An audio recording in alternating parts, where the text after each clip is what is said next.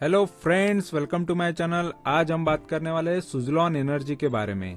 तो ये कंपनी, ये शेयर मेरे पास काफ़ी टाइम पहले थी और इसमें मेरी जर्नी किस तरीके की रही है तो ये मैं आपको बताने वाला हूँ। और अभी के जो भी लेटेस्ट अपडेट है ये शेयर के बारे में, इसके फंडामेंटल और सारी चीज़ें मैं यहाँ पर आपके साथ डिस्कस करने वाला हूँ। तो वीडियो एंड तक देखो और वीडियो अच्छा लगेगा तो ज़रूर चैनल को सब्सक्राइब करना।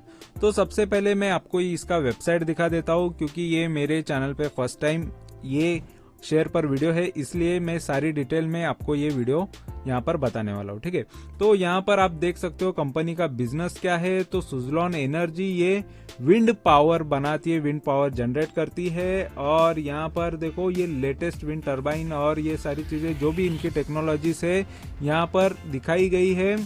ठीक है, तो ये एक बार ये देख लो, वेबसाइट अच्छे से देख लो। और ये वर्ल्ड के अंदर लीडर इन क्लीन एनर्जी के अंदर आती है, यहाँ पर आप देख सकते हो। और ये Pioneer in wind energy in India, Suzlon innovation technology. और यहाँ पर आप देख सकते हो नंबर 1, ये इंडिया के अंदर रिन्यूएबल सेक्टर के अंदर ये नंबर 1 बता रही है।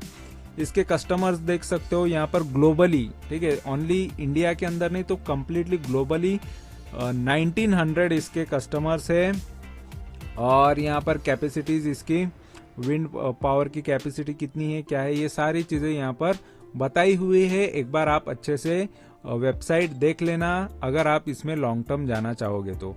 फिर भी यहाँ पर मैं मेरी तरफ से जो भी जितना हो सकता है उतनी आपको इन्फॉर्मेशन देने की कोशिश करूँगा। और यहाँ पर इन्वेस्टमेंट से मैंने कितने रिटर्न्स जनरेट किए हैं, कितने कमाए हैं और ये स्टॉक कैसा है ये भी मैं आपको बता देता हूँ। ठीक है, तो फिलहाल यहाँ पर मैं मेरी शीट पे लेके आता हूँ। ये मेरा शीट है, यहाँ पर कम्प्लीटली डेटा, यहाँ पर लाइव डेटा ये होता है जो निफ्टी का है। ठीक है, तो ये निफ्टी और ये शेयर का जो भी डेटा है यहाँ पर मैं आपको कंपेयर करके बताऊँगा।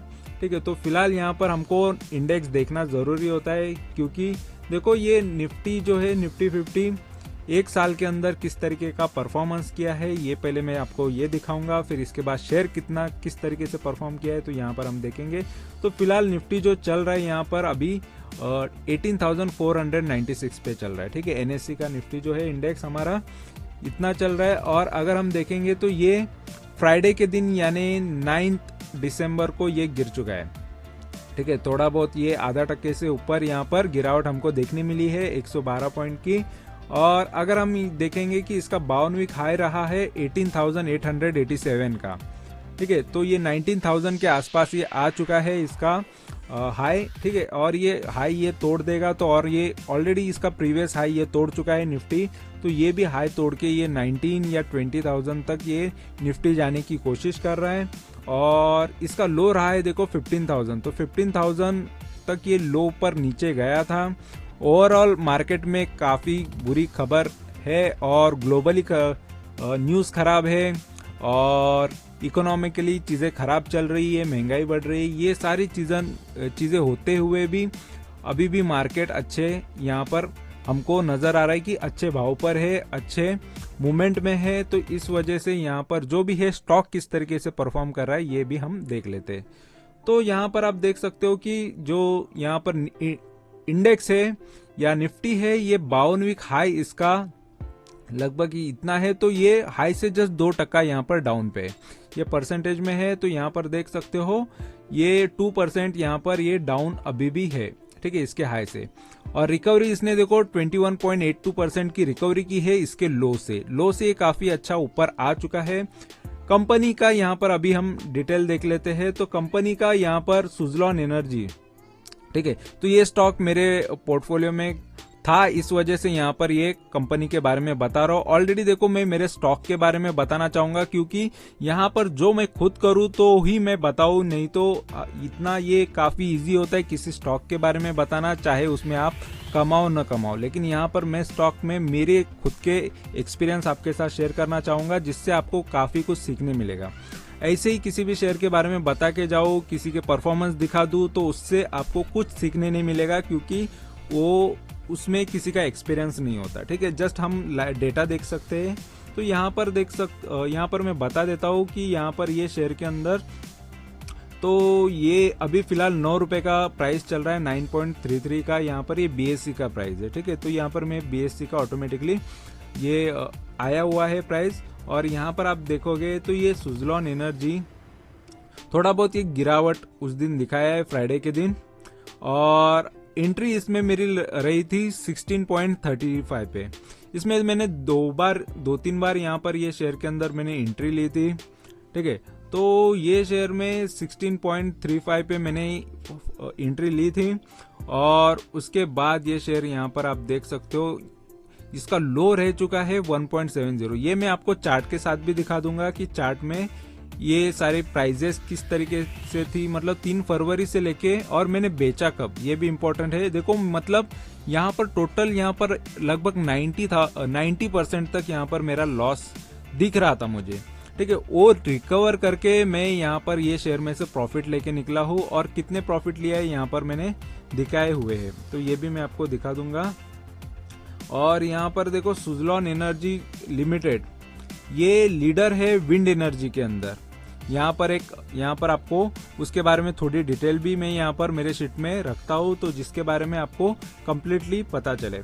तो यहाँ पर अगर वेबसाइट नहीं देखते हो तो ये भी चीजें मैं यहाँ पर कंप्लीटली प्रोवाइड कर देता हूँ। तो यहाँ पर आप देख सकते हो ये विंड एनर्जी के अंदर लीडर भी है, और कंपनी पाइनर हमने तो देखा वेबसाइट पे, और end to end wind power के अंदर solution for increasing demand for wind energy over the world के अंदर ये टॉप में आती है। यहाँ पर कितने किलोवाट्स के यहाँ पर इनके टरबाइन से ये इसके बारे में बताया हुआ है। ठीक है, तो ये इन्फॉर्मेशन यहाँ पर जस्ट थोड़ी बहुत आपको और एक्स्ट्रा इन्फॉर्मेशन के लिए यहाँ पर मैंने बता के रखा है। और ये इसमें मेरी प्राइस यहाँ पर देखो, इन्वेस्टमेंट का प्राइस यहाँ पर था, मेरा एवरेज प्राइस है, एग्जैक्ट यहाँ पर ये नहीं है, तो ये एवरेज प्राइस इतना बन गया था 5.69 का। ठीक है, और इसको मैंने बेचा कितना है, ये एवरेज प्राइस है 7.23 पे। और यहाँ पर रिटर्न्स देखो, फिलहाल अगर मैं यहाँ पर नहीं बेचता तो आज मेरे रिटर्न्स इतने होते 63.97, लेकिन मैंने बुक किया इतना 27.07, 7 रुपए पे बेच के। ठीक है, 7.23 पर मेरा एवरेज बेच के यहाँ पर जस्ट मैंने इतने रिटर्न्स ले चुका हूँ। तो मेरा मिस कितना हुआ प्रॉफिट, तो इतना 36.91। ये कब देखो मैंने बेचा कब है, ये इंपॉर्टेंट है, मैंने बेचा कब, और उसके बाद शेयर का क्या भाव चला और कितना। तो अभी तक यहाँ पर देखो 2017 के बाद यहाँ पर नजर आ रहा है, बट मैंने बेचा कब यहाँ पर मैंने डेट नहीं डाला, तो वो चीज में आपको मेरे जब मैं चार्ट बताऊं या फिर वो ग्राफ्स बताऊं उसमें आपको नजर आ जाएगा। ठीक है, तो इतना मैंने मिस किया है प्रॉफिट। और अगर हम देखेंगे यहाँ पर आप देखो इसका ओपन रहा है, ये उस दिन का है, ये फ्राइडे का है, ओपन 9.88 का है और प्रीवियस क्लोज 9.78। और इसका 52 वीक हाई जो रहा है यहाँ पर देख सकते हो 12 रुपए तक ये पहुंचा था, 12.03 का आ रहा है, ये ओनली BSC के प्राइजेस है। और यहाँ पर ये 52 वीक लो जो रहा है 5.43। ठीक है, और यहाँ पर ये शेयर रिकवर इसके लो से कितना हुआ है देख सकते हो 71.82, यानी लगभग 72% ये रिकवर हुआ है इसके लो से। ठीक है, ये लो देखो जितना जो लो यहाँ पर एक साल में लो नजर आ रहा है वो पहले भी भाव रह चुका है। ठीक है, तो ये मेरे वो टाइम का प्राइस है। और यहाँ पर देख सकते हो ये अभी एक साल के अंदर भी इतना भाव से यहाँ पर 12 तक भी पहुंचा था, या 12 से नीचे भी आया है। तो और यहाँ पर अगर देखोगे अभी भी ये 22% डाउन पे अभी हमको मिल रहा है, 22-23% डाउन पे अभी इसका प्राइस है। जो ये 9.33 है ये इसके हाई से अभी भी सस्ते भाव पे हमको मिल रहा है। अगर हम इसका पी अगर देखेंगे तो यहाँ पर मैं दिखा देता हूँ पी इसका, तो काफी यहाँ पर आपको 4.35 यानी काफी सस्ते भाव पर आपको ये इसका पी नजर आ रहा है। ठीक है, तो काफी अच्छा अट्रैक्टिव प्राइस पर ये आपको इसका वैल्यूएशन मिल रहा है। और अगर हम ईपीएस देखेंगे तो 2.15 का आ रहा है, जो यहाँ पर ईपीएस अर्निंग पर शेयर काफी कम है। और इसका स्टॉक का CAGR अगर देखेंगे, अगर आपकी इन्वेस्टमेंट ये शेयर में 1 लाख रुपए 10 साल पहले होती, सालाना 6% का आपको लॉस होता, यानी आपका आज का इन्वेस्टमेंट ये 1 लाख का यहाँ पर 53,000 यहाँ पर आपको नजर आता, यानी ये 6% भी एवरी ईयर गिरने के बाद ये आपका समझ लो 50% खा जाता। अगर 5 साल से आप इसके अंदर इन्वेस्टेड रहते तो 73,000 यहाँ पर उसकी आज की वैल्यू होती, तो 6% सालाना गिरने के बाद। 3 साल से ये स्टॉक में इन्वेस्टेड रहते तो 69% की आपको हमेशा सालाना रिटर्न्स मिलते हैं, जिससे आपका यहाँ पर इन्वेस्टमेंट का वैल्यू आज 4,82,000 होता, 4,82,000। तो ये भी एक अच्छे रिटर्न्स यहाँ पर 3 साल वालों को मिले हैं। लेकिन 1 साल से अगर इन्वेस्टेड रहते तो 29% के इसने रिटर्न दिए हैं। तो ये रिटर्न काफी अच्छे तो है, 1,29,000। ठीक है, 29,000 का यहाँ पर 1 साल वालों को बेनिफिट इसने दिया है। लेकिन लॉन्ग टर्म में 10 साल और 5 साल के रिटर्न यहाँ पर कोई खास नजर नहीं आ रहे। अगर देखा जाए तो पी वाइज ये स्टॉक को यहाँ पर ऑटोमेटिकली बाय का यहाँ पर आ रहा है रिकमेंडेशन, जो इसका पी सस्ता है इस वजह से, और लॉन्ग टर्म के हिसाब से इसको बाय आ रहा है। अगर डाउन वाइज देखा जाए तो इसमें भी बाय आ रहा है, क्योंकि यहाँ पर अभी भी ये डाउन में मिल रहा है, अच्छा है, ये भी रिटर्न्स मिलेंगे, इसका हाई भी तोड़ेगा तो और भी अच्छे रिटर्न्स यहाँ से मिल सकते हैं, इस वजह से ये बाय का ऑटोमेटिकली रिकमेंडेशन आ रहा है।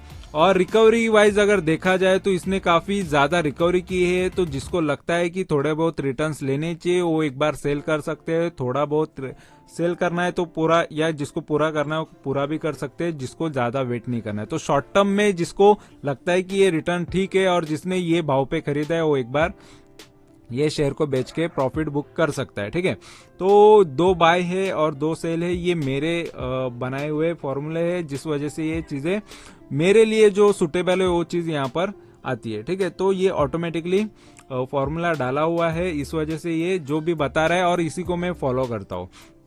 और अगर देखा जाए तो पीयर कंपैरिजन में यहाँ पर ये स्टॉक का सीमेंस के साथ कंपैरिजन हो रहा है। हेवेल्स इंडिया, सीमेंस देखो सबसे टॉप पे आ रही है ये सेक्टर के अंदर। ठीक है, सीमेंस यहाँ पर देख सकते हो 1 लाख करोड़ की कंपनी, 1,05,000 करोड़ की कंपनी है। हेवेल्स इंडिया ये भी 74,000 करोड़ की कंपनी है। एबीबी ये 63,000 करोड़ की कंपनी है। और सीजी पावर इंडस्ट्री ये 42,000 करोड़ की, ये बीएचईएल है 29,771। क्रॉम्पटन ग्रूव्स और ये है 22,000 करोड़ की। हिताची एनर्जी ये 13,000 करोड़ की, और सुजलॉन एनर्जी है 11,000 करोड़ की। तो सबसे कम मार्केट कैपिटल वाली यही कंपनी है। तो दोस्तों इसका जो पी यहाँ पर आपको नजर आ रहा है, तो यहाँ पर आप देख सकते हो कि 0 यहाँ पर लिख के आ रहा है। तो हर जगह इसका अलग अलग यहाँ पर डेटा आपको देखने मिलेगा, लेकिन ये गूगल फाइनेंस का डेटा है। अगर आप मनी कंट्रोल पे भी देखोगे तो उसका पी जो है यहाँ पर जो नजर आ रहा है उसके आसपास आएगा। ठीक है, तो मोस्ट ऑफ ये गूगल से लिया हुआ डेटा है, गूगल फाइनेंस से आया हुआ है। और यहाँ पर कुछ डेटा यहाँ पर है स्क्रीनर का है, तो यहाँ पर आप देख सकते हो जो यहाँ पर जो चीजें बता रही है उस हिसाब से मैं बता रहा हूँ। ठीक है, तो हर जगह यहाँ पर थोड़ा थोड़ा आपको डिफरेंस देखने मिल सकता है।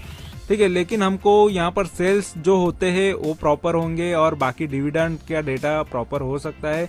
जितने हो सकते हो उतना डेटा हम, इसीलिए मैं 2-3 जगह का डेटा यहाँ पर मैच करते रहता हूँ, जिससे आपको कोई तो एक्यूरेट डेटा आपको स्टडी करने के लिए मिल जाए। ठीक है, तो यहाँ पर 2-3 जगह से डेटा यहाँ पर लिया हुआ है और यहाँ पर मैं दिखा देता हूँ। तो इसका पीयर कंपैरिजन में यहाँ पर कंपैरिजन आपको अच्छे से स्क्रीनर पे दिख जाता है, इसलिए स्क्रीनर का ये डेटा है। और यहाँ पर आप देख सकते हो जो यहाँ पर ये नजर आ रही है इसका सुजलॉन का जो इसका पी है 0 है। और अगर हम इसका आरओसी में देखेंगे तो टॉप पे इस आरओसी इसका जो सीजी पावर है उसी का आरओसी सबसे अच्छा है। ठीक है, तो रिटर्न ऑन कैपिटल एम्प्लॉयड है ये, तो रिटर्न्स काफी अच्छे जनरेट करती है ये कंपनी। और यहाँ पर इसका भी आरओसी कोई खराब यहाँ पर नजर नहीं आ रहा है। ठीक है, 22 का आरओसी आ रहा है। ठीक है, और यहाँ पर डिविडेंड की बात करेंगे तो ये कंपनी डिविडेंड नहीं देती है। सबसे हाई जो ये सेक्टर के अंदर डिविडेंड जो दे रही है वो क्रॉम्पटन ग्रूव दे रही है, वो भी 1% से भी कम का डिविडेंड है। तो यहाँ पर ये सेक्टर में से कोई भी कंपनी अच्छे डिविडेंड देती नहीं है। और नेट प्रॉफिट अगर किसी ने अच्छा किया है तो यहाँ पर सबसे ज्यादा नेट प्रॉफिट इसी का है, क्योंकि इसका मार्केट कैपिटल भी देख लो ज्यादा ही है। ठीक है, तो इस हिसाब से इसका ही 650 करोड़ की मार्केट नेट प्रॉफिट अभी का क्वार्टरली इसने किया हुआ है। बाकी ये भी कंपनी का प्रॉफिट अच्छा ही रहा है फिलहाल ये क्वार्टर के अंदर। ठीक है, और अगर हम ये क्वार्टरली रिजल्ट डायरेक्टली हमको देखने हैं तो यहाँ पर मैंने यहाँ पर चार्ट वाइज ये सारी चीजें दिखाई हुई है, जिससे आपको और भी अच्छे से बेहतर से समझ में आए इसलिए। ठीक है, तो यहाँ पर क्वार्टरली रिजल्ट देख लो कि ये कंपनी के जो सेल्स रहे हैं, ठीक है, तो ये सेल्स यहाँ पर आपको नजर आएंगे, ये 809, ठीक है, तो ये सेल्स है, और एक्सपेंसेस देखो उससे भी ज्यादा यहाँ पर नजर आ रहे हैं। ठीक है, और यहाँ पर नेट प्रॉफिट देखेंगे तो यहाँ पर माइनस में चला गया है नेट प्रॉफिट। तो ये चीजें यहाँ पर कभी नेट प्रॉफिट यहाँ पर ज्यादा नजर आ रहा है, ठीक है, तो कभी कम नजर आ रहा है। ठीक है, तो ये नेट प्रॉफिट है, तो नेट प्रॉफिट कभी कभी ज्यादा इसलिए नजर आ रहा है, ये चीजें, ये एक्स्ट्रा इनकम होता है, अदर इनकम होता है, उस वजह से ये ज्यादा यहाँ पर आपको नजर आ रहा है। और यहाँ पर ये जो इसके एक्सपेंसेस है वो कभी कभी तो सेल से भी ज्यादा हो रहे हैं, तो ये चीज थोड़ी खराब है, लेकिन कभी कभी मेंटेन में भी है। यहाँ पर देख सकते हो जो ब्लू में है ये सेल्स है, और ये सेल जो है कभी कभी ज्यादा है और एक्सपेंसेस थोड़े कम है, तो कभी कभी कंपनी ने अच्छे प्रॉफिट किए। नहीं तो देखो यहाँ पर ये नीचे ही लाइन दिख रही है, यहाँ पर ये जो इसके नेट प्रॉफिट है यहाँ पर 778 करोड़ का यहाँ पर लॉस है, फिर बाद में 743 करोड़ का लॉस है, फिर 834 करोड़ का लॉस है, ये 400 करोड़ का है, 118 करोड़ का है, तो लॉसेस ज्यादा यहाँ पर कंपनी में नजर आ रहे हैं। ठीक है, तो कंपनी ऑलरेडी देखो लीडर भी रहने के बाद भी कंपनी कमा नहीं पाती है, यहाँ पर ये चीजें यहाँ पर हमको नजर आ रही है। ठीक है, तो क्योंकि ये सेक्टर ही अलग है, इस वजह से ये ज्यादा प्रॉब्लमेटिक होता है, क्योंकि विंड एनर्जी है और डिमांड के ऊपर है। मार्केट में डिमांड जितनी ज्यादा हो सेल्स उसी हिसाब से होते हैं, लेकिन कंपनी के खर्चे कभी कभी ज्यादा होने की वजह से कंपनी लॉस करती है, तो यहाँ पर ये चीजें हमको नजर आ रही है। ठीक है, तो एक एक्स्ट्रा इनकम, अदर इनकम की वजह से यहाँ पर एक बार कंपनी को अच्छा खासा प्रॉफिट हुआ था जून के क्वार्टर में। ठीक है, तो यहाँ पर लेकिन सितंबर के क्वार्टर के रिजल्ट्स देख लो, यहाँ पर आपको नजर आएगा कि कंपनी का जो सेल्स है, यहाँ पर जो ब्लू में नजर आ रहा है वो सेल्स है 1400 करोड़ का कंपनी ने सेल्स किया था, 1200 करोड़ का यहाँ पर एक्सपेंसेस जाने के बाद प्रॉफिट यहाँ पर कंपनी को 56 करोड़ का हुआ है। तो फिलहाल यहाँ पर प्रॉफिट में है अभी के इसमें, तो इस वजह से देखो अप एंड डाउन काफी ये यहाँ पर नजर आ रहे प्रॉफिट्स में, और सेल्स में भी काफी अप एंड डाउन नजर आ रहा है। तो ये क्वार्टरली था, और क्वार्टरली हमने देख लिया कि डेटा किस तरीके से जो है वो यहाँ पर मैं दिखा रहा हूँ, जिससे आपको और भी अच्छे से समझ आए। ठीक है, और अगर हम देखेंगे इसके प्रॉफिट एंड लॉस जो पूरे ईयरली बेस पे होते हैं, तो यहाँ पर आपको नजर आएगा ये मार्च 2011 से है डेटा। मार्च 2011 में देखो कंपनी का जो यहाँ पर सेल्स है, यहाँ पर येलो में आपको नजर आएगा, ये कम्प्लीटली सेल्स है कंपनी के, और 18,000 करोड़ से 21,000 करोड़, फिर बाद में यहाँ पर फिर से गिरावट, फिर 20,000, 19,000, तो सेल्स काफी अप डाउन होते हुए नजर आ रहे, बाद में सेल्स यहाँ पर गिरते हुए हमको नजर आ रहे हैं। ठीक है, फिर से सेल्स बढ़ने लगे, और यहाँ पर 6,900 अब भी कंपनी का सेल्स रहा है टीटीएम का। मार्च 2022 में 6,500 करोड़ का 6,500 करोड़ का कंपनी का सेल रहा है। तो यहाँ पर देखो एक टाइम पे काफी अच्छे सेल्स हुआ करते थे, मार्च 2011 का यहाँ पर बात है। ठीक है, तो 2011 से लेके अभी तक तो कंपनी के सेल काफी गिरावट हमको देखने मिली है, लेकिन फिर भी वो टाइम पे कंपनी यहाँ पर लॉस ही कर रही थी। यहाँ पर आप देख सकते हो 1350 करोड़ का लॉस है, यहाँ पर ये 506 करोड़ का लॉस है, तो ये लॉसेस है। यहाँ पर नेट प्रॉफिट जो है प्रॉफिट में ना होते हुए लॉसेस में, इसलिए मैंने ग्रीन करके रखा, प्रॉफिट है इसलिए वो ग्रीन किया, लेकिन ये लॉसेस ज्यादा कर रही थी क्योंकि यहाँ पर नीचे की साइड यहाँ पर आपको नजर आ रहा है। ठीक है, तो मेजोरिटी ये शेयर ने या ये कंपनी ने लॉस ही किया है, तो सोच लो इन्वेस्टर का भी इसीलिए 10 साल से तो लॉस हो रहा था। ठीक है, लेकिन फिलहाल अभी से कुछ साल से थोड़ा बहुत कंपनी प्रॉफिट कर रही है, इस वजह से थोड़ा कंपनी में पॉजिटिव मूवमेंट आपको देखने मिला है।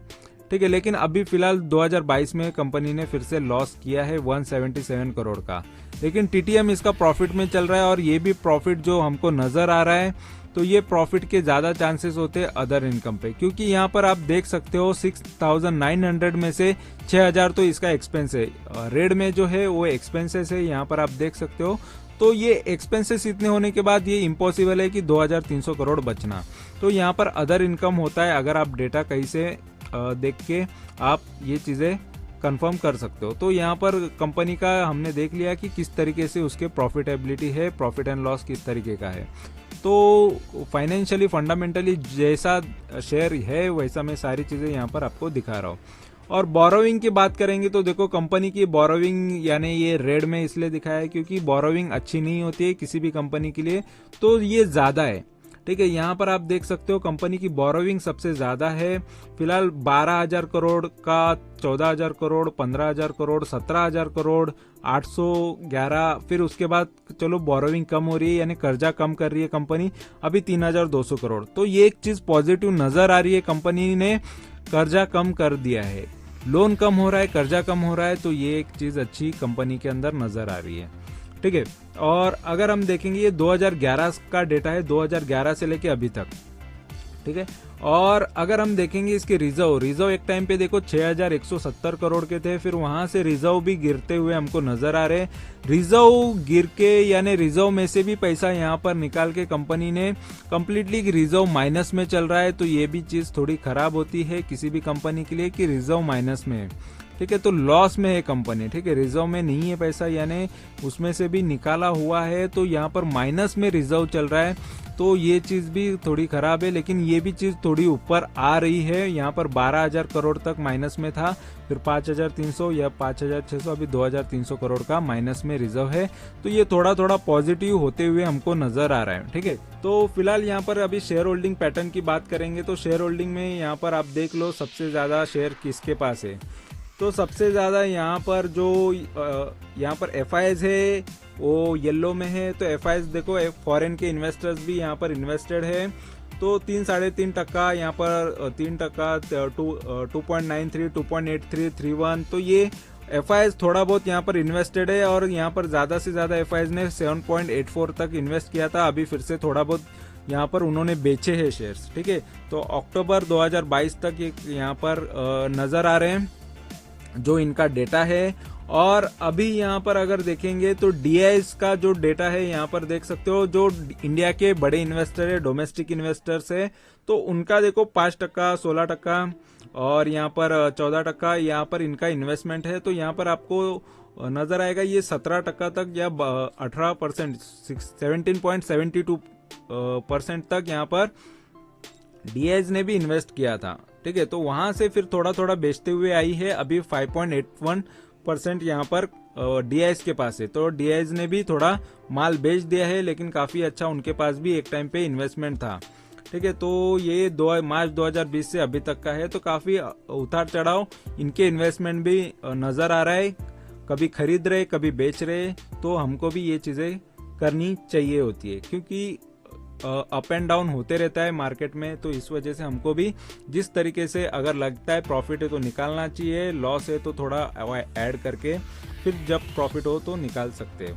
तो पब्लिक का यहाँ पर इन्वेस्टमेंट सबसे ज्यादा है, देखो पब्लिक खतरे के खिलाड़ी होती है, पब्लिक सबसे ज्यादा खतरा उठाती है, तो यहाँ पर आप देख सकते हो कि पब्लिक ने 71.52%, लगभग 71-72% का यहाँ पर पब्लिक ने इन्वेस्टमेंट किया था। पब्लिक यहाँ से फिर थोड़ी बेच के निकल रही है, फिर 65%, फिर 62, तो 62% तो ज्यादा था, फिर 65%, फिर से 74 पर आ गई, 72 पर आ गए, 72, 73 पर पब्लिक का इन्वेस्टमेंट यहाँ पर अक्टूबर तक बढ़ गया है। तो पब्लिक यहाँ पर काफी एक्साइटेड है। देखो पब्लिक मोस्ट ऑफ क्या करती है कि उल्टा ज्यादा काम करती है। यहाँ पर देख सकते हो कि ये जो FIs यहाँ पर बेच रहे, DIs बेच रहे, तो यहाँ पर पब्लिक खरीदने के लिए रेडी हो रही है। और प्रमोटर की बात करेंगे तो देखो प्रमोटर का यहाँ पर इन्वेस्टमेंट देखो 19 या 20% था, फिर 18%, यहाँ पर 18-19%, 17%, और यहाँ पर 17 से 16, 16.5% हुआ, फिर 15%, 14%, तो प्रमोटर खुद बेचते हुए हमको नजर आ रहे हैं। ठीक है, जिनकी कंपनी है वो खुद यहाँ से थोड़ा थोड़ा करके माल बेच रहे हैं, और यहाँ पर जिनकी कंपनी नहीं है तो वो ज्यादा से ज्यादा खरीदते जा रहे हैं। ठीक है, यानी पब्लिक ज्यादा यहाँ पर इन्वेस्ट कर रही है। पब्लिक का एक ही होता है कि पब्लिक को रातों रात करोड़पति बनना होता है, इस वजह से इस तरीके के शेयर्स उठाते हैं। लेकिन देखो बाकी चीजें, कंपनी का जब अच्छा टाइम आएगा तो ही पब्लिक का भी अच्छा टाइम आएगा, नहीं तो मोस्ट ऑफ पब्लिक ही बर्बाद होती है, फिर शेयर मार्केट को नाम रखती है। ठीक है, तो फिलहाल यहाँ पर जो भी डेटा यहाँ पर शो कर रहा है उस हिसाब से मैंने बता दिया है। और यहाँ पर मेरी इन्वेस्टमेंट तो नहीं है, लेकिन मेरी इन्वेस्टमेंट किस तरीके से थी और जर्नी किस तरीके से थी ये भी मैं थोड़े आपको चार्ट वाइज भी दिखा देता हूँ, जिससे आपको समझ में आएगा कि कौन से शेयर में किस तरीके का हाल आपका हो सकता है और किस तरीके का उसमें मेरी जर्नी रही है। तो ये चीज़ें मैं आपको थोड़ी दिखा देता हूँ, तो चार्ट आप आगे देख सकते हो। तो दोस्तों ये शेयर के अंदर मेरी एंट्री लगभग 3 फरवरी 2017 में थी, जिस तरीके से मैंने बताया है आपको। ठीक है, तो 3 फरवरी 2017 यहाँ पर मैं आपको लेके चलता हूँ प्राइस पे, लेकिन उससे पहले थोड़ा ये शेयर एक टाइम पे कितने का था ये मैं बता देता हूँ। तो यहाँ पर आपको नजर आएगा ये शेयर का चार्ट में आपको सारा डिटेल पता चलेगा कि एक टाइम पे ये शेयर का भाव था 460 का 59.80 यानी 460 रुपए का एक टाइम पे ये शेयर था। ठीक है, तो आज उसका हालत देखो क्या हुआ है। ठीक है, और ये टाइम था लगभग 2008 के टाइम पे। ठीक है, यहाँ पर 2008 के टाइम से यहाँ पर शेयर देखो कितना ज्यादा गिरा। तो ये होता है, ये है रियलिटी मार्केट की।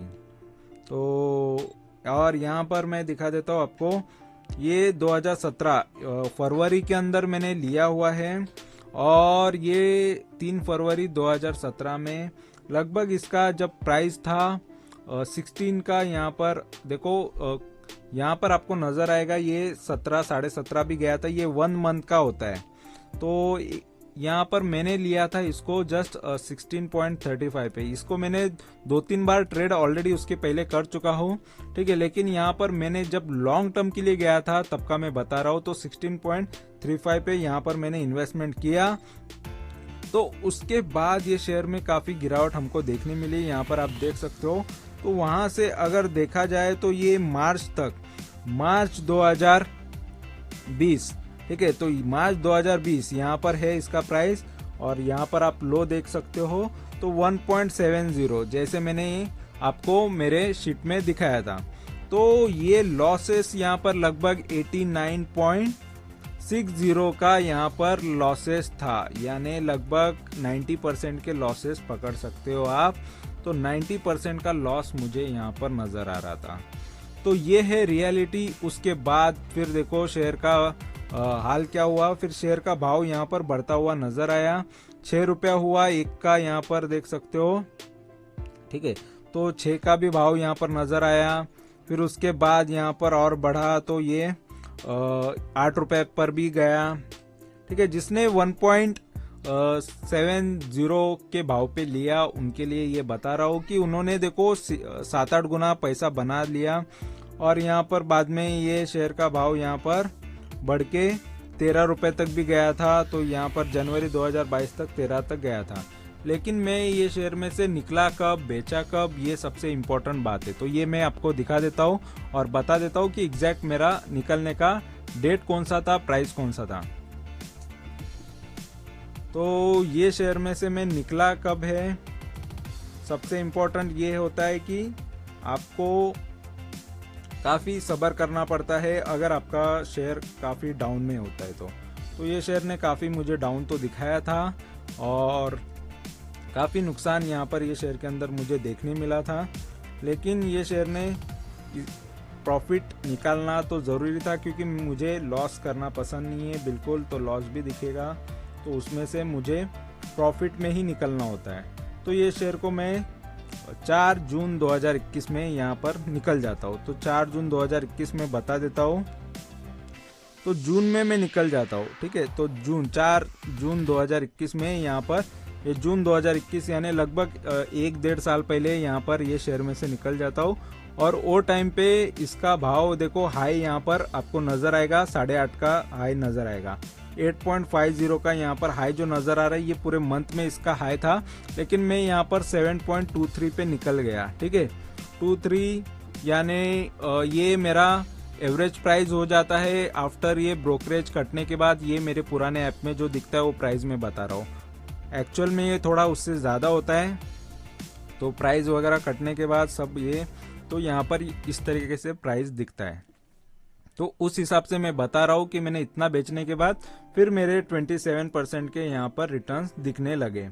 तो ये 27% लिया और बाकी का मैंने मिस प्रॉफिट कितना किया ये मैंने बता दिया है, और आज नहीं बेचता तो मेरा प्रॉफिट कितना चलता है ये भी मैंने आपको दिखा दिया है।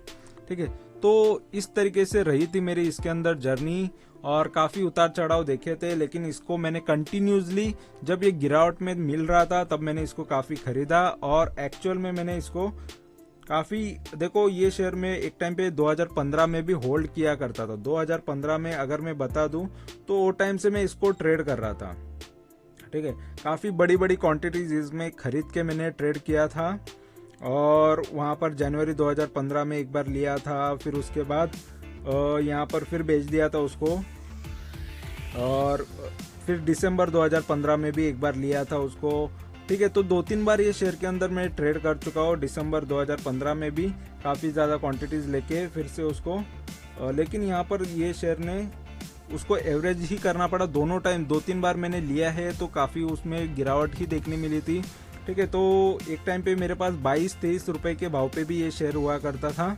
ये 2015 की बात है, दिसंबर में देख सकते हो इसका प्राइस जो था, यहाँ पर 23 का जो भाव नज़र आ रहा है 23 रुपया, तो ये भाव यहाँ पर 23 रुपए के भी भाव पे ये यहाँ पर दिख रहा था वो टाइम पे। ठीक है, तो वहाँ से ये शेयर की काफ़ी यहाँ पर डाउनसाइड आपको देखने मिली।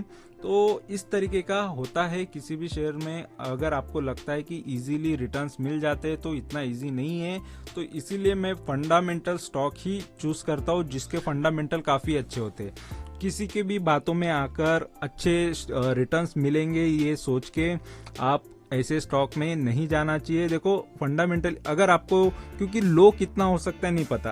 अगर कोई सोचता है कि यार 500 का शेयर अगर 22 रुपए में मिल रहा है तो उसके लिए वो लगता है कि यार अपॉर्चुनिटी है, लेकिन और किसी को लगता है कि 15 में मिल रहा है वो भी सोचता है कि अपॉर्चुनिटी है, लेकिन किसी को ये नहीं पता कि उसका और डाउन साइड कितना हो सकता है।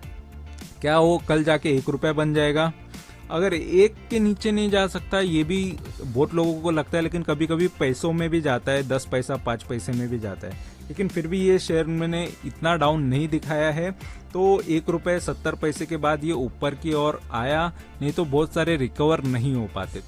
बहुत सारे शेयर होते हैं जो जल्दी रिकवर नहीं होते, लेकिन ये शेयर काफ़ी अच्छे से रिकवर होके इसने मुझे प्रॉफिट दिया है। तो इस तरीके से मेरी ये शेयर के अंदर जर्नी थी। ये आपको इन्फॉर्मेशन अच्छी लगी है तो, वीडियो अच्छा लगा है तो ज़रूर चैनल को सब्सक्राइब करके रखो। खुद के एक्सपीरियंस और इसी तरीके का डेटा और इसी तरीके की आपको इन्फॉर्मेशन मैं यहाँ पर प्रोवाइड करूंगा जिसमें मैंने खुद प्रॉफिट लिया है, और अभी के करंट जो मेरे पोर्टफोलियो के शेयर्स है वो भी मैंने मेरे चैनल पे बताए हुए हैं कि उसमें कितने प्रॉफिट चल रहे हैं, क्या उसमें से कितने रिटर्न्स मैं निकालने वाला हूँ, सारा डेटा यहाँ पर है। तो फिलहाल ये पहले के स्टॉक है जो मेरे रिकॉर्ड के लिए यहाँ पर मैं रख रहा हूँ, और अभी के लिए ये स्टॉक किस तरीके से है ये चीज़ मैंने जस्ट आपको बताने के लिए ये वीडियो बनाया था, और मेरे रिकॉर्ड में रखने के लिए कि मैंने अभी तक कितने सारे शेयर्स में प्रॉफिट लिया है, ये सारा डेटा यहाँ पर मुझे रखने के लिए मैंने ये वीडियो बनाया है। ठीक है, तो फिलहाल आपको ये वीडियो अच्छा लगा, इन्फॉर्मेशन अच्छी लगी है तो ज़रूर चैनल को सब्सक्राइब करो, लाइक करो, कमेंट करो, दोस्तों के साथ शेयर करो। Thank you very much for watching my video. Thank you, bye bye.